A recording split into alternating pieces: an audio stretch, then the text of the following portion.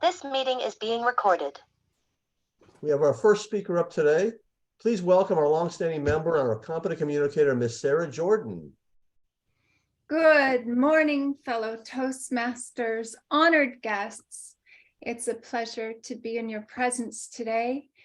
And I would like to present nature's eloquence as spring has sprung, and I want to share a few of my thoughts on spring, and then ask each, have a modified version of table topics. So when I call on you, please share your thoughts on the questions that I've asked.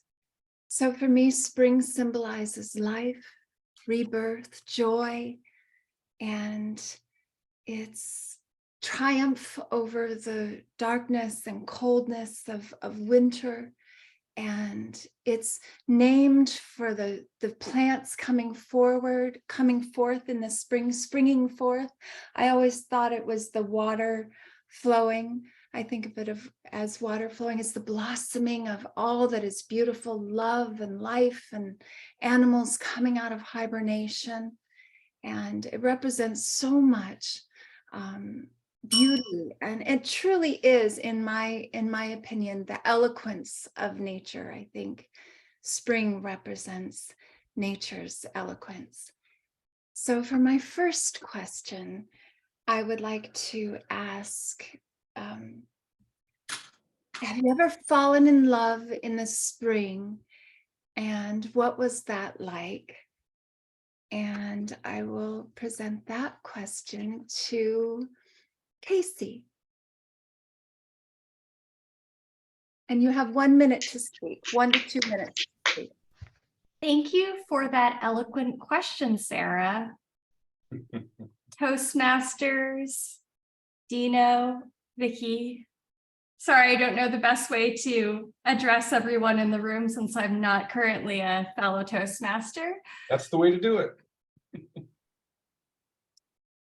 But this was actually a timely question because I was just thinking about spring. And sorry, Sarah, do you mind repeating the question? I got kind of excited about the plants springing and coming out of hibernation. And for a moment, I went into a little hibernation. Have you ever fallen in love in the spring? And if so, what was that like? Right. So I did. I think it was just yesterday, fall in love with the weather outside again. I was just thinking about how spring is my favorite season. I go out every morning and I take my dog outside, and it's just dewy and it's crisp and cold. And yet the grass is greener, everything feels alive. So it just makes me feel reawakened to the outside world.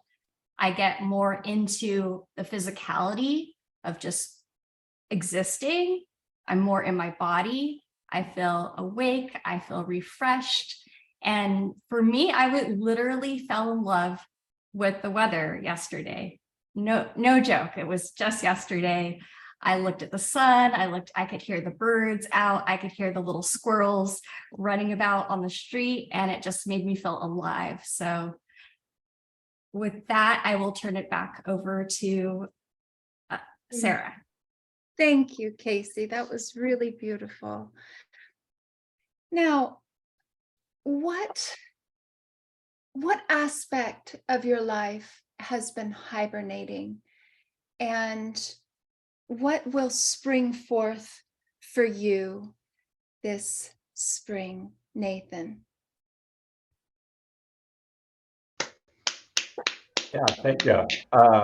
I would say what's been hibernating would be spending time with my daughter outside. I would say in the winter, I didn't really get a lot of time to enjoy the playground or walks outside. So now with the spring around the corner, and as it gets darker later, I look forward to coming home some days and taking her to the park across the street and spending more time with her outside. Beautiful. Thank you. Thank you. And how would you describe the growth in your life that you're looking forward to experiencing in this new season? Vicky. Thank you, Sarah, for that question. I am looking forward to growing very much as a person and as a business partner. Our business is still new. It's still in the spring of its life. It's only been a couple very fast years. So I look forward to growing as an artist. I look forward to growing as a coworker and as a leader. And I look forward to growing as a speaker and working on speaking with more eloquence. Beautiful. Okay, and one more question I'm going to ask before reading a poem by William Wordsworth. What is the sunshine that lights up your day, your spirit, your soul, your season? Jack. One more time, please. What is the sunshine that lights up your spirit, your soul, your season? My wife. She's my sunshine and she's my world, and I do everything that I can. Unfortunately, I can't do everything for her, but I do everything I can because that's what she does all the time. All these past 32 years that we've been married, she's been totally dedicated to me, to my sons, and to our marriage. So that's my sunshine. And every day that she's feeling good, because she's been through a lot, some of you have heard of that, and it makes me very joyful that every day that she wakes up and she's good, she's well, and she can go on with her day as a normal human being.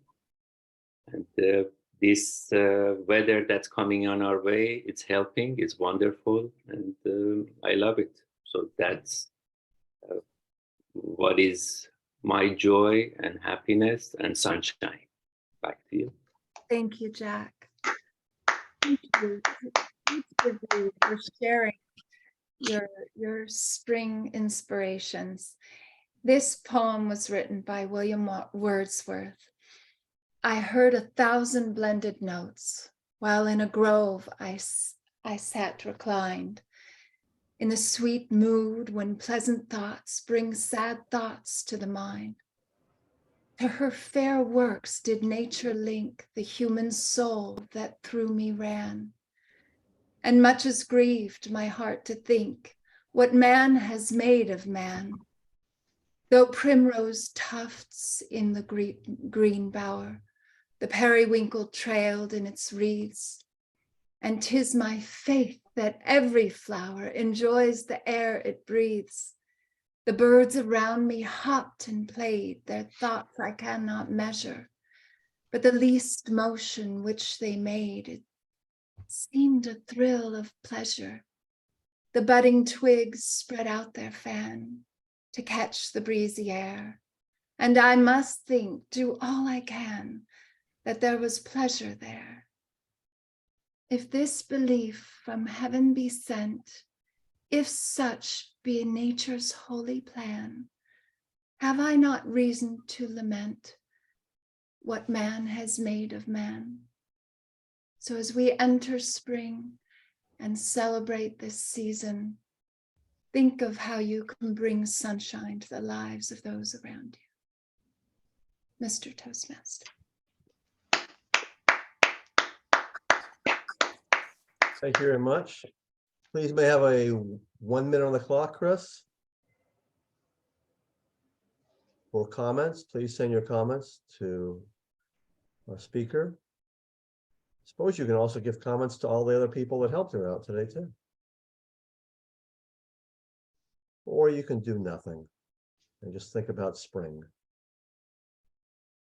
Or think about how Jack, Rick, and I have been married for 32 years. Yeah, but you're up there too, right? You're 33?